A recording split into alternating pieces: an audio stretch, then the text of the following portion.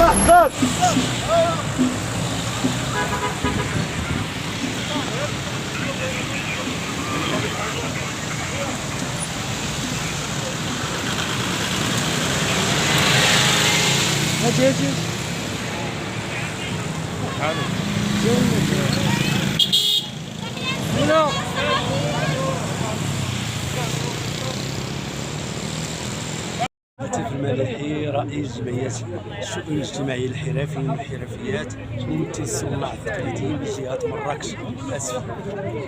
نتواجد اليوم في هذه المسيرة العظيمة لنقول للعالم نحن وراء صاحب الجلالة محمد السادس نصره الله بخطاباته. نحن وراء صاحب الجلالة مع جميع الأقوال ديالو، وتنقول بأنه اليوم وأنا فرحان لتنشوف مجموعة من الجمعيات الفاعلة اللي تنشط في مدينة مراكش أنها متواجدة مع الجاليات كلهم من جميع أنحاء العالم. وأنا أفتخر اليوم بأنني أمامكم وأعبر بصفتي كصانع تقليدي وكممثل الصناع التقليديين وكممثل من المجتمع المدني المراكشي. شكرا جزيلا سي فاضل. ولكن شنو بغينا الله يخليك الرساله اللي كتقدم عبر موقعنا ماروك نيوز لكافه المواطنين والمواطنات المغاربه وكافه فعاليات المجتمع المدني بربع الوطن؟ نقول لهم انهم يحدوا الحاجات ديك الفرحه اللي فرحانين بها، لانه انتصرنا الحمد لله، انتصرنا واحد الانتصار كبير، لانه دوله امريكا العظمى تتعبر وتقول انه الصحراء المغربيه وبصفتي لوصول من الصحراء المغربيه انا فرحان جدا، واني لابس حتى انني لابس تري بانني موجود في اي حاجه وانا وراء صاحب الجلاله. المتتبعين ديال هذا المنبر المحترم تنأكدوا لكم ان اليوم هذه المسيره هي تندرج اولا من ضمن الادوار المحتمه على المجتمع المدني في الدفاع عن حوزه الوطن وسياده اراضيه، واللي انسجمت اليوم مؤخرا مع الانتصار ديال الدبلوماسيه الملكيه اللي جات تجسيدا للاعتراف التاريخي للولايات المتحده الامريكيه بمغربيه الصحراء وكذلك السياده الكامله على اراضي الصحراويه. اليوم كذلك جينا اننا نعززوا التدخل ديال القوات المسلحه الملكيه من خلال الفلسفه الامنيه الحكيمه لعائل البلاد حفظه الله بتامين المعبر الحدودي القرقرات. اليوم سمينا وحده الصف الوطني لان جميع الاطياف اللي عندنا في المغرب، هيئات سياسيه، مجتمع مدني، اعلام، الجميع اليوم وراء صاحب الجلاله، جنود مجندين وراء صاحب الجلاله نصره الله.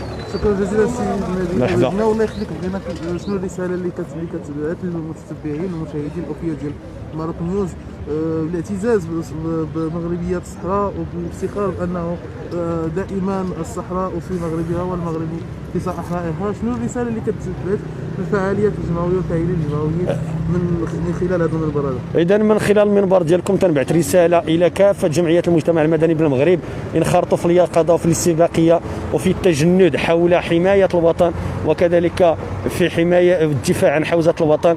اليوم شفنا جميع القنصليات الاكثر ديال العربيه ولا الاوروبيه ولا الامريكيه اليوم الحمد لله ولات كتثق في قوه الطرح المغربي على مستوى القضيه الوطنيه، تفتحوا قنصليات كذا. اذا شنو هو الدور ديالنا حنا كمجتمع مدني؟ هو نحسنوا هذه الاوراش خصوصا الورش تاع القضيه الوطنيه، لانه عنده انعكاسات اقتصاديه مستقبليه على المجتمع وعلى الشعب وخصوصا على الشباب. اذا اليوم ما يمكننا الا اننا نحسنوا هذه الاستراتيجيه الدبلوماسيه اللي غادي فيها سا ماجستي الله ينصرو.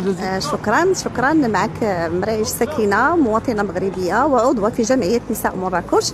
جينا اليوم كسائر المغاربه باش نحتفلوا بهذا القرار اللي اعترفت به الولايات المتحده الامريكيه بوحده ترابيه. وهذا القرار كيف قلنا ماشي وليد اليوم، فانه كان من 1975 كان اعتراف الامم المتحده بالوحده الترابيه، وعلى اثرها نظم جلاله الملك الحسن الثاني رحمه الله المسيره الخضراء.